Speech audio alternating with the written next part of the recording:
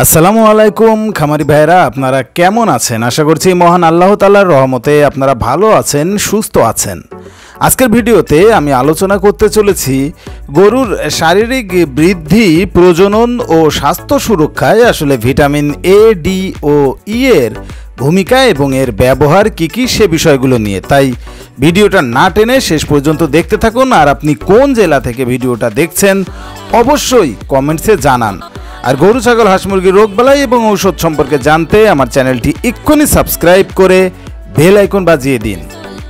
গরুর শারীরিক বৃদ্ধি, প্রজনন ও স্বাস্থ্য সুরক্ষায় মোটামুটি ভিটামিন এ, ডি ও ই এর ভূমিকা অত্যন্ত গুরুত্বপূর্ণ এবং গরুর সুস্বাস্থ্যের জন্য এটা যে অপরিহার্য সেটাও আমরা অনেকেই জানি না।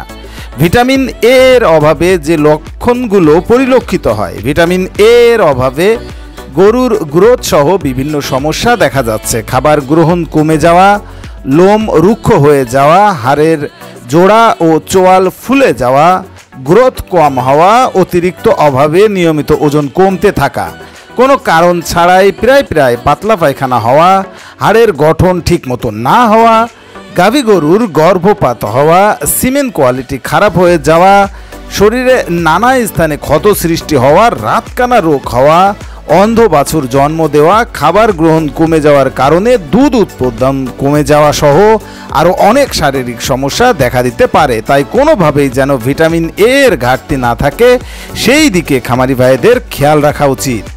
এরপর ভিটামিন ডি এর অভাবে যে লক্ষণগুলো পরিলক্ষিত হয় সেগুলো প্রতিদিনই গরুকে ডিসিপি বা লাইম পাউডার বা ঝিনুকের গুঁড়া দিচ্ছি, কিন্তু তা সঠিকভাবে শোষণ হচ্ছে না শুধুমাত্র ভিটামিন ডি না থাকার কারণে। ভিটামিন ডি এর অভাবে ক্যালসিয়াম ও ফসফরাস শোষণ না হওয়ার কারণে গ্রোথ কমে যায় এবং দুধের গরুর মিল্ক ফিভার হওয়া, এমনকি মৃত্যু পর্যন্ত হতে পারে। বাছুরের রিকেটস হওয়া, গরু ঠিক মতো অনেকক্ষণ দাঁড়াতে পারবে না, শরীর কাঁপতে থাকবে, দুধের ঘনত্ব কমে যাবে, হাড় দুর্বল হয়ে যাবে। সহজে বোঝার ব্যবস্থা হলো গ্রোথ কমে যাবে, গরু সবসময় হাঁপাতে থাকবে, শরীর অতিরিক্ত দুর্বল থাকবে এবং হজমেও সমস্যা দেখা দিবে। এবং সর্বশেষ ভিটামিন ই।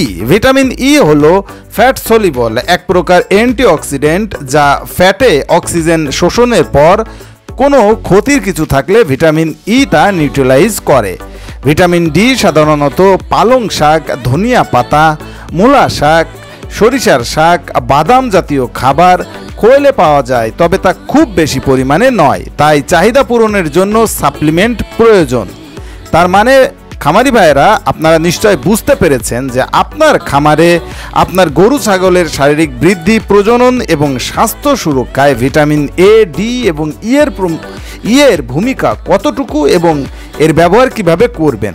মূলত খামারি ভাইয়েরা, আপনার নিকটস্থ যে কোনো গরু ছাগলের ঔষধের দোকানে খুব সহজে এই ভিটামিন এ, ডি, ই এর পাউডার বা লিকুইড ফর্মে প্রোডাক্ট পেয়ে যাবেন। আপনি নেওয়ার সময় শুধু খেয়াল রাখবেন বাজারে যে সকল ভালো ভালো কোম্পানিগুলো আছে সেই কোম্পানির ঔষধটা ব্যবহার করবেন, তাতে করে সর্বোচ্চ রেজাল্টটা আপনি পাবেন। আশা করছি ভিটামিন এ, ডি, ই ব্যবহার করলে আপনার গরুর কোনো ধরনের সমস্যা হবে না, বরঞ্চ আপনার গরু মোটা তাজা হবে, ঠিকঠাক মতো খাবে, তার হজম হবে, গাভী গরু হলে প্রজননে চলে আসবে, দুধ বৃদ্ধি পাবে।